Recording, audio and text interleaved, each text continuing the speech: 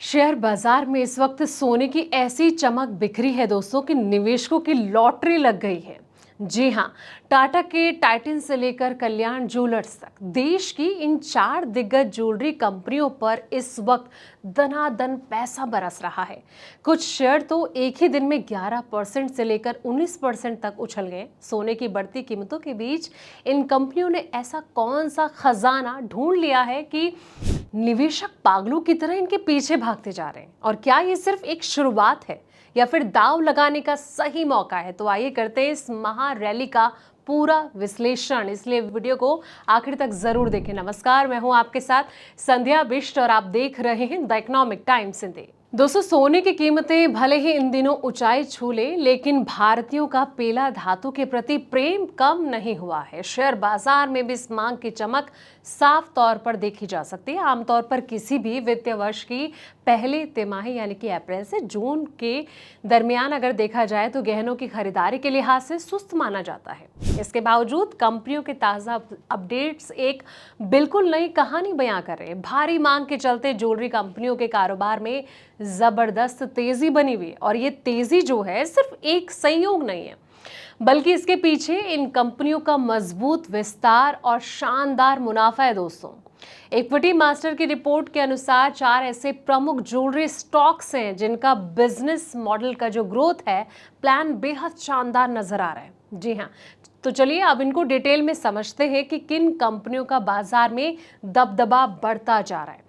सबसे पहले कल्याण ज्वेलर्स आज के समय में भारत की टॉप ऑर्गेनाइज ज्वेलरी चेन में शुमार है। भारत से लेकर मिडिल ईस्ट तक कंपनी अपना व्यापक नेटवर्क तैयार कर चुकी है और इनकी डिजिटल प्लेटफॉर्म केंडेर भी तेजी से अपनी जो है जगह बना रही है। और कंपनी ने पिछले 3 साल में शानदार प्रदर्शन करते हुए अपनी जो सेल्स है इसमें 32.3% और मुनाफे में 47.2% की ग्रोथ दर्ज की। FY26 में कंपनी का कुल रेवेन्यू 357 अरब रुपए के पार पहुंच गया। और सबसे खास बात तो यह है दोस्तों कि इसी साल कंपनी ने भारत में अपना कर्ज 3,600 मिलियन रुपए तक कम किया है, जो कि बिजनेस के लिहाज से एक बेहतर पॉजिटिव संकेत है। और ब्रिटेन में अपना पहला स्टोर खोलने के साथ ही कंपनी ने जो है 129 नए शोरूम्स भी खोले और आने वाले FY27 में कंपनी की नज़र 150 नए शोरूम्स खोलने और सेम स्टोर सेल्स ग्रोथ बढ़ाने पर है। दोस्तों, अगला जो नाम है वो है टाटा के भरोसे के साथ विदेशी बाजार में टाइटन की धाक।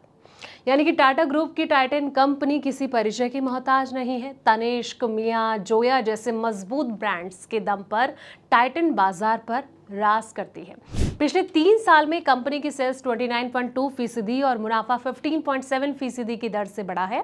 FY26 में कंपनी ने 761 अरब डॉलर की भारी भरकम इनकम दर्ज की। वहीं शुद्ध मुनाफा 51 अरब रुपए रहा, जो कि FY25 में 33.3 अरब रुपए था। कंपनी अब सिर्फ भारत में नहीं बल्कि विदेशी सरजमी पर भी आक्रामक विस्तार कर रही है और डमास के नेटवर्क का इस्तेमाल कर कंपनी जो है UAE, सऊदी अरब, कतर जैसे देशों में तनिष्क के चुनिंदा स्टोर्स खोल रही है। दोस्तों, और मैनेजमेंट को ये उम्मीद है कि FY27 में ज्वेलरी की बिक्री से 15 से 20% की शानदार ग्रोथ देखने को मिल सकती है। वहीं छोटे शहरों से बड़ी उड़ान भर रहा सेनको गोल्ड बाजार में अपनी मजबूत दावेदारी पेश कर रही एक और बड़ी कंपनी जो है वो है सेनको गोल्ड। पिछले 3 साल में कंपनी ने अपनी बिक्री में 21.4% और मुनाफे में 7.3% की सालाना तेजी दर्ज की। और FY26 की चौथी तिमाही कंपनी के लिए बेहद ज्यादा शानदार रही, जिसमें कि रेवेन्यू 19.97 अरब रुपए और मुनाफा 1,570 मिलियन रुपए रहा। विस्तार की रणनीति के तहत कंपनी जो है महानगरों से निकलकर टियर 2, टियर 3 और टियर 4 शहरों पर सीधा फोकस कर रही है।